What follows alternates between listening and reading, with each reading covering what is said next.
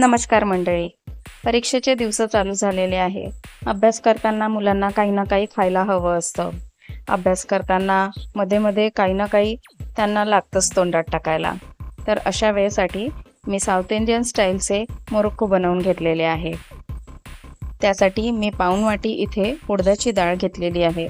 उडदाची डाळ शिजेल या हिशोबाने कुकरमध्ये लावून घेतलेली आहे. 2 ते 3 शिट्ट्या करून घेतलेल्या आहे. त्याच्याने मऊ अशी छान मऊ शिजवून गेलेली आहे भाजी. डाळ शिजेपर्यंत इथे आपण तांदळाचं पीठ 2 वाटी घेणार आहे. 2 वाटी तांदळाचं पीठ अगदी व्यवस्थित भरून घेतलेले आहे. 2 वाट्या. त्यात चवीनुसार मीठ घालून घ्यायचं आहे. ओवा घालायचा आहे. पांढरी तीळ घालायची आहे. कलौंजी घालायची आहे. आणि इथे मी दाखवायचं विसरली आहे, पण इथे मी चिली फ्लेक्स पण घातलेले आहे.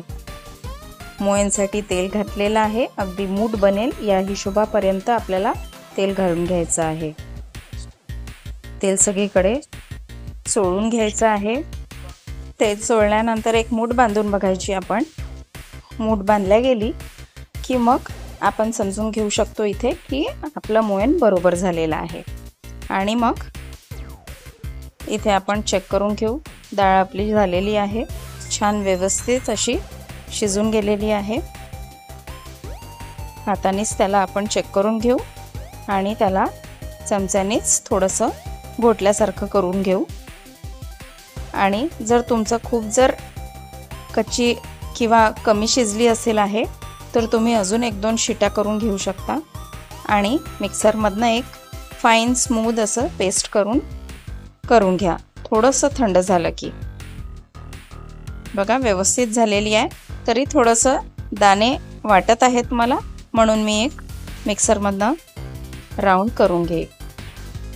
मिक्सरवर एक पल्स मोडवर मी फिरवून घेते आहे, कारण थोडे दाणे राहिलेले आहे. डाळीचे शिजलेली आहे पण खूप स्मूथ झाली नाही आहे, म्हणून मी एक पल्स मोडवर त्याला फिरवून घेतला. आता इथे काय करायचं आहे आपल्याला, पिठामध्ये थोडं करून हे जे आपल्या डाळीचं पेस्ट आहे ते थोडं काढून मिक्स करत जायचं आहे पिठासोबत. छान व्यवस्थित सगळीकडे चोळून हे पेस्ट पूर्ण पिठाला लावून घ्यायचं आहे. एकसाथ घालू नका. थोडं करून पूर्ण पीठ मळून घ्या. जर गरज वाटली तर पाण्याचा वापर करू शकता. नॉर्मल टेम्परेचरवालंच पाणी इथे वापरायचं आहे. पहिले पूर्ण पेस्ट तुम्ही लावून घ्या आणि मग जर गरज वाटत असेल तर थोडंसं पाण्याचा वापर करून घ्या. बघा इथे पूर्ण माझं झालेलं आहे.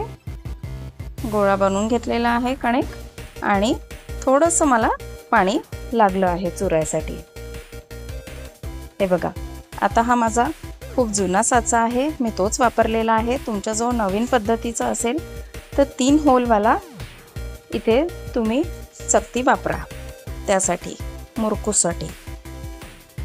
पण माझ्याजवळ जास्तीच्या चकत्या नव्हत्या, म्हणून मी जे होतं चकलीचं त्याच चकलीच्या याच्याने करून घेतलेलं आहे.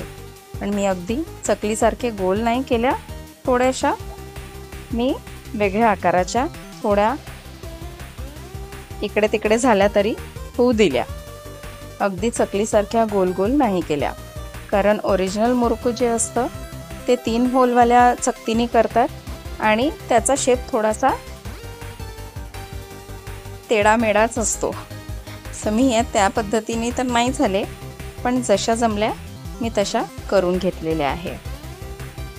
तुम्हाला डायरेक्ट तेलातच घालायचं असेल तर तेलात पण घालून घेऊ शकता. खूप छान क्रिस्पी अशा, खूप सुंदर असं झालेल्या होत्या. आणि आपण जे चिली फ्लेक्स वापरले त्याच्यामुळे रंग पण खूप छान आला. असं प्लेटमधनं ठेवल्याने पटकन आपल्याला ते उचलता येतात. पेपरवर पण घालून घेऊ शकता, पण अशा प्लेटमध्ये घेतले ते पटापट एक उचलता येतात. गरम तेलमध्ये सोडून द्यायचे आहे आणि इथे लगेच हलवायचं नाही आहे.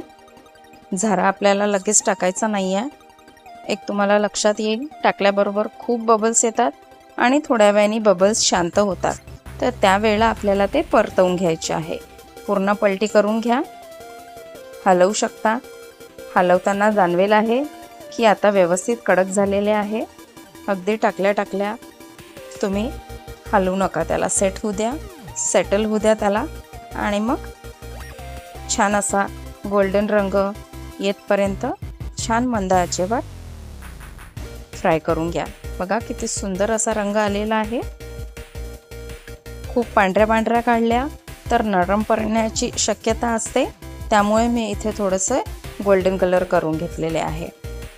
बघा टाकल्याबरोबर पुन्हा एक घाना दाखवते. टाकल्याबरोबर भरपूर बबल्स येतात आणि थोडं होत आल्या की शांत होतात बबल्स, तर त्यावेळेला तुम्ही त्या पलटी करून घ्या. खूप छान लागते, मुलांना आवडणारी पदार्थ आहे आणि हेल्दी पण आहे. तांदळाचं पीठ, उडदाची डाळ हेल्दी आहे, त्याच्यामुळे तुम्ही हे करून घेऊ शकता अभ्यासाच्या वेळेला काहीतरी खायला. बघा किती सुंदर रंग आलेला आहे. असेच मी सगळे घाणे काढून घेते आहे. 2 वाटी पिठात इथे जवळपास 20 ते 22 अशा माझ्या झालेल्या आहे मुरकू. आणि हे बघा उरलेलं जे असतं त्याचे मी असे लांब स्टिक्स करून घेतलेले आहे. 20-22 असे हे मुरकू झालेले आहे.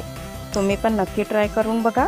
अगदी मुलांना आवडण्यासारखे आहे आणि मोठ्यांनाही आवडण्यासारखे आहे. चला तर मग अशाच रेसिपीसोबत पुन्हा भेटू. छान मस्त क्रिस्पी